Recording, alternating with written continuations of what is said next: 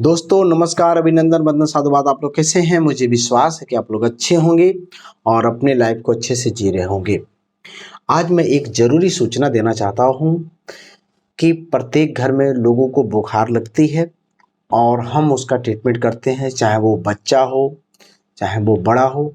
और ख़ास करके ये देखा जाता है कि लोग तुरंत मेडिसिन ले लेते हैं।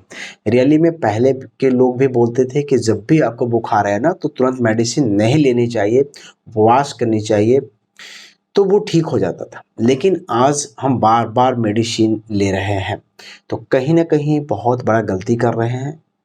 देखिए, जाने-अनजाने में गलतियाँ हो रही है, ऐसा नहीं है। आपको फ़ीवर होती है, आप जानते भी हैं कि नहीं लेना चाहिए दवाइयाँ, लेकिन फ़ीवर 102, 3, 4 जाता है और आप खुद को रोक नहीं पाते हैं और मेडिसिन ले लेते हैं।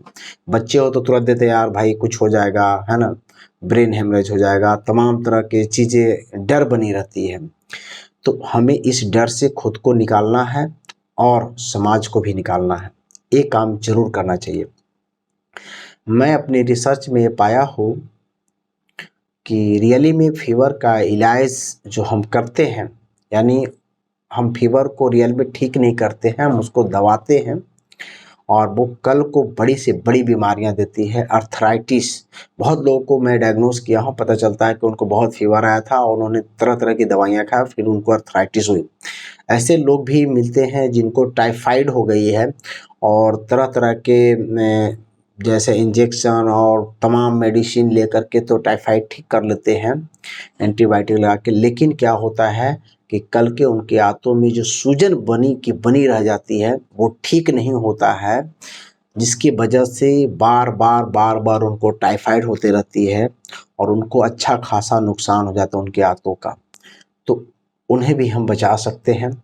इसके बाद वो लोग जिनको डेंगू होता है, प्लेटलेट्स बहुत लो हो जाती है और वो बहुत लोगों को डेथ भी हो जाता है। बहुत लोग को अच्छे खासे पैसे खर्च हो जाते हैं, फिजिकली भी उनको बहुत ज़्यादा हरासमेंट होती है। तो रियली में उनसे भी उनको हम निकाल सकते हैं। इसके बाद चिकनगुनिया हो गया और मलेरिया बुखार हो गया, फिर साधारण बुखार हो गया। इसके बाद आयुर्वेद में कहा जाता है वातज बीमारी, वातज बुखार यानी जो वायु से होती है, पित्तज बुखार यानी जो पित्त के प्रकृति से होती है। इसके बाद कफज बुखार जो कफ से होता है। तो आमज बुखार यानी आम अगर आपके शरीर में होगा, कच्चा यानी कोई भी चीज़ आप ज़्यादा खाए, पका नहीं अच्छा से, तो आम बनते उससे भी बुखार होती है। तो रियली में इन सभी तरह के जो बुखार होते हैं उनका अलग अलग कारण भी होता है। तो हमें कारण को जानना ज़रूरी है। अगर आप कारण को जानते हैं और रियल में रियल नॉलेज के साथ रियल आयुर्वेद का इस्तेमाल करेंगे तो कोई ऐसा बुखार नहीं है जो घर पे ठीक नहीं हो सकता है। और मैं एक चीज़ बता देना चाहता हूँ, प्रत्येक बुखार में आप घर पे इलाज भी करेंगे और कल को होने वाली अर्थराइटिस और तमाम बड़ी बीमारियां जो हो जाती है और आपको पता नहीं चलता है, आपको ये समझ में नहीं आता है कि कल क्या किया था, इसके वजह से आज ये चीज़ हुई। तो मैं ये कहना चाहूँगा कि आप लोग ज्वाइन कीजिए मेरे साथ।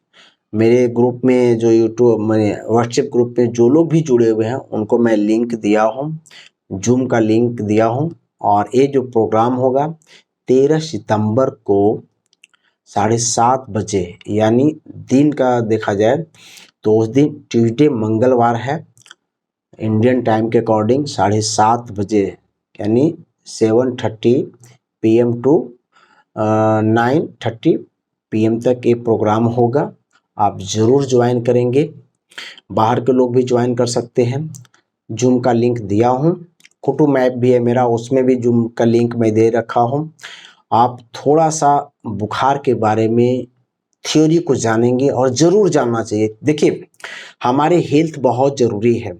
आज हम तरह तरह के काम कर रहे हैं, पैसे कमा रहे हैं, लेकिन देखते हैं किसी को हार्ट अटैक आ जा रही है, तमाम तरह तरह की परेशानियों में फंस जा रहे हैं हेल्थ को लेकर के, तो कुछ नहीं कर पा रहे हैं। तो अगर आपकी बॉडी सही है, स्वस्थ है, तो घर का मज़ा भी ले सकते हैं, कार का मज़ा ले सकते हैं, खाने का मज़ा ले सकते हैं, सभी चीज़ों को मज़ा ले सकते हैं। लेकिन अगर हेल्थ खराब होगा तो सब कुछ गया आपका। इसलिए हेल्थ को सेव करना है, बचाना है और हमें आज के युग में दिमाग का इस्तेमाल करना होगा, तभी हम चीज़ों को ठीक कर पाएंगे। एक्चुअली क्या होता है कि हम डर जाते हैं और डर का व्यापार बहुत ज़्यादा फैला हुआ है। डर की वजह से ही आज डॉक्टर इसका फ़ायदा भी उठा रहे हैं और आप बीमार भी हैं, लंबे टाइम तक आप बीमार रहते भी हैं। तो हम इससे कैसे निकले, खास करके तभी तो मेरा फीवर का प्रोग्राम है, वो ज़रूर अटेंड करेंगे आप।